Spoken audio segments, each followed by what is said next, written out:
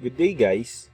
So, for this lecture video, we will be discussing the sample problem for the sieve analysis. So, this is still part of our lecture series for the sieve analysis. Okay? So, we will solve sample problem 1 for the sieve analysis. So, the problem states that a sieve analysis has the result shown in the table. So, ito daw po yung result ng experiment na ginawa for the sieve analysis. So, you have here your sieve numbers from 4 to 200 and you have your pan and you have here yung na-determine na mass retained based on the experiment. Okay? So, pinaba-determine sa atin ng problem yung mga sumusunod. So, the effective size, the coefficient of uniformity, the coefficient of gradation, and our sorting coefficient. Okay? So, para dito sa problem, pin-repair ko na yung sieve number and yung opening niya. So, meron na tayong references kung ano yung sieve number and ano yung opening nung certain soils. Okay? Or nung certain sieve numbers. Okay? So, para dito, i-prepare natin yung table na gagamitin natin for the computation on the sieve analysis. Okay? So, syempre, sabi ko nga, pag nag-create tayo nung tables for the result, okay, we will have here your sieve number.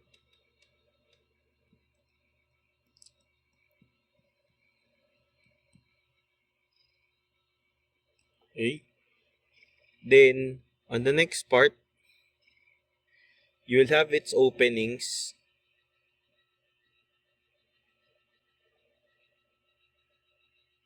Okay?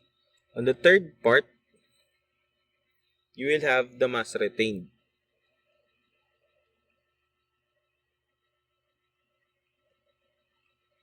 So, on the fourth part, okay, siguro ang ilalagay ko na lang dito, CMR or the cumulative mass retained. Okay. Then, the last part would be the percent finer.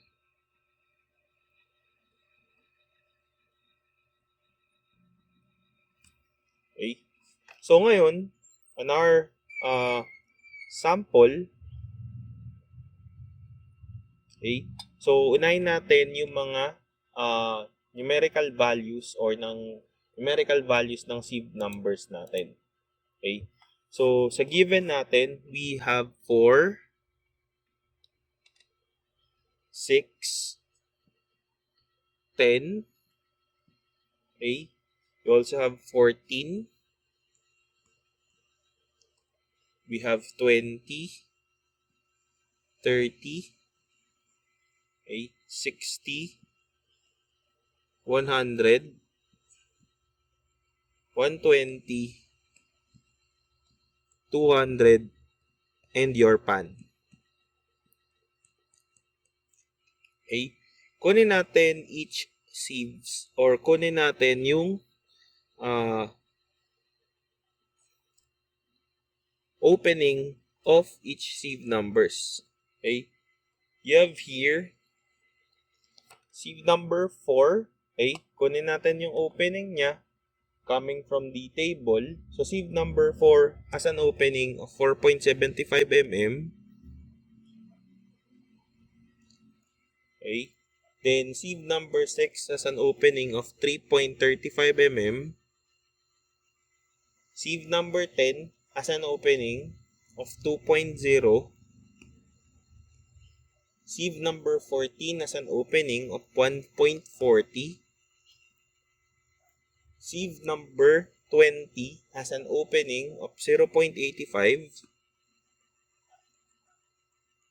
And sieve number 30 has an opening of 0.6. Sieve number 60 has an opening of 0.25. Sieve 100 has an opening of 0.15. Sieve number 120 has an opening of 0.125. Sieve number 200 automatically gets 0.075 and your pan has no opening.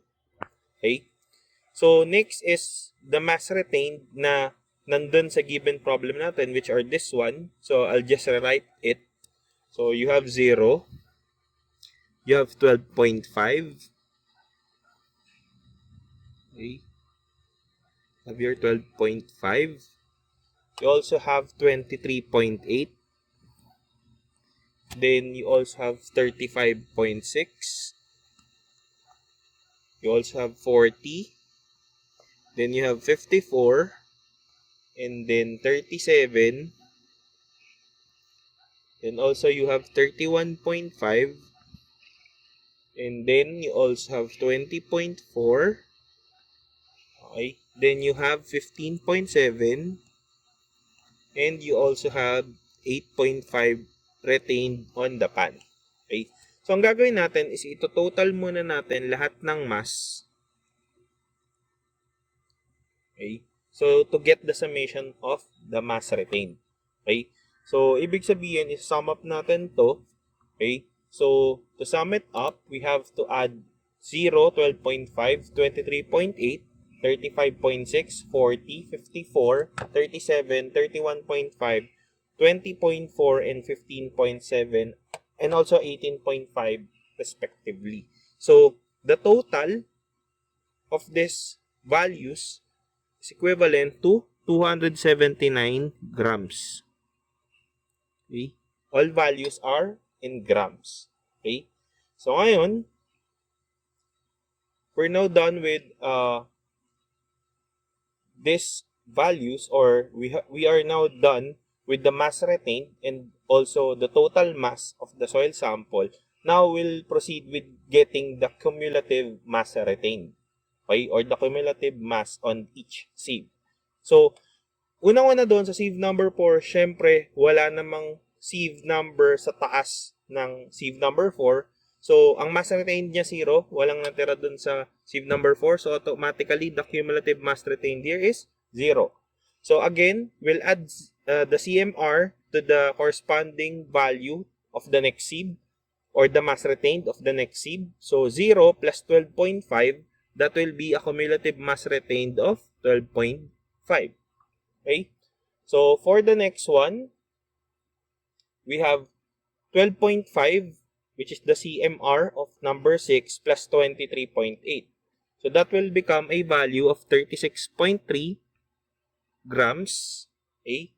Then, for the next one, the CMR is 36.3 plus the value of 35.6. So, that will become 71.9. Okay? Then, next, we'll add this one to this. Okay?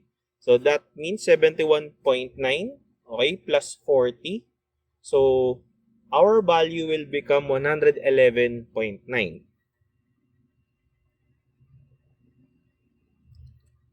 Okay? The next one will be adding 111.9 to 54.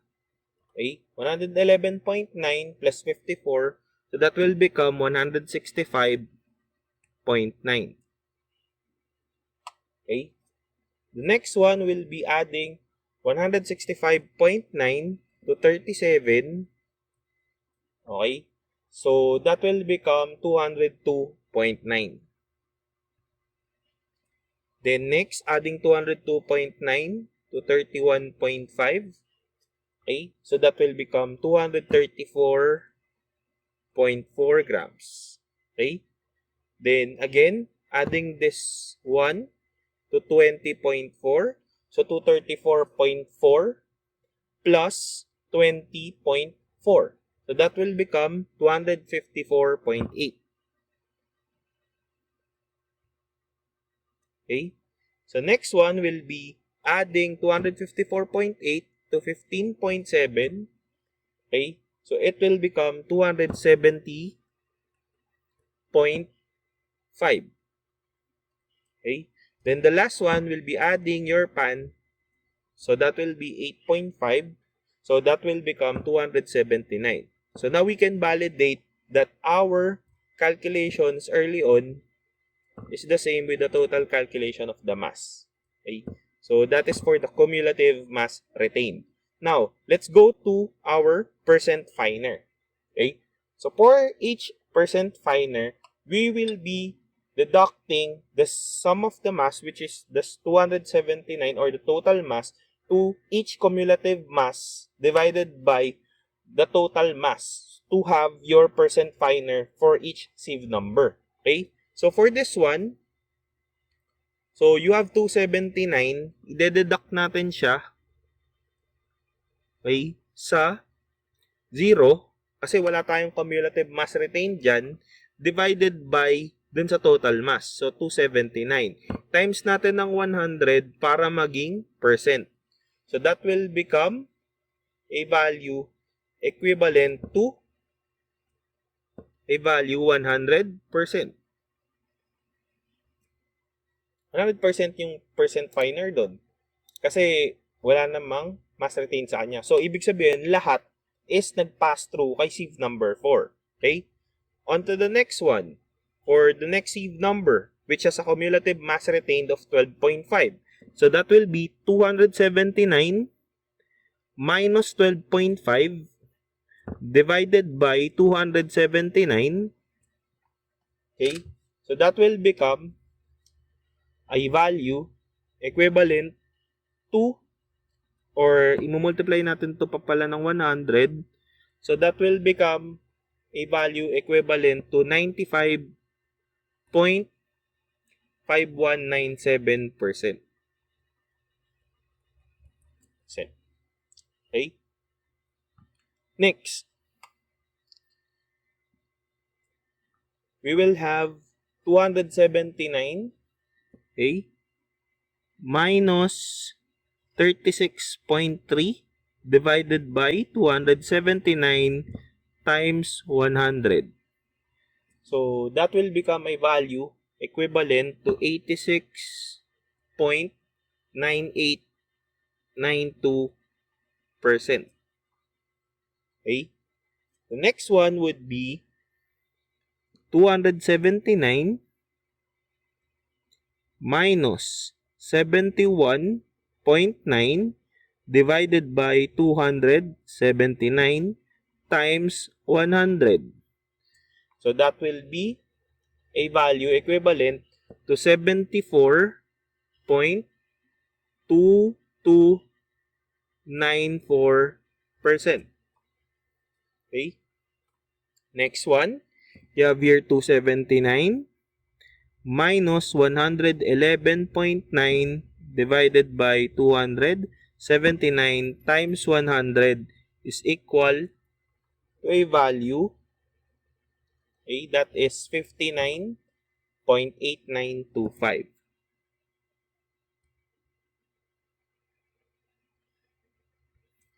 Then next one will be 279 minus 111.9 divided by 279 times 100. So that will become 165.9. Ano to? 165.9. So that will become 40.5376. Next. So the next one will be 279 minus 202.9 divided by 279 times 100. So that will become a value equivalent to 27.276%. Okay, medyo bumaba na siya dun sa part na yon. Okay? The next one would be 279 minus 234.4 divided by 279 times 100. Okay? So now, we can have a value equivalent to 15.9857%.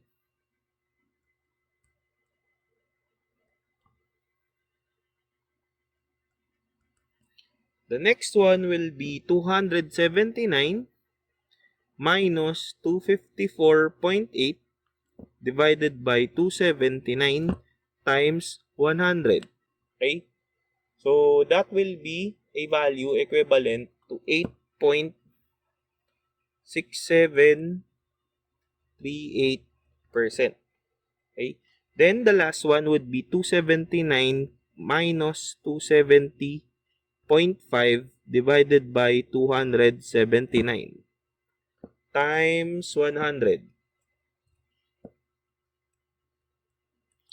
So, that will be a value equivalent to 3.0466%. Okay? So, that will be, or that is how we will get the results for the sieve analysis. Okay? Or that is how we will calculate for the percent finer on the sieve analysis. So, for our next, or for the next part of the sample problem, we will be plotting the particle size distribution curve of this one. We will be using Excel. So, that will be played, or that will be recorded on a separate video. Okay? So, for this video, we will just have those values of the percent finer and the cumulative mass retained. Okay? So, again, that's it for this video.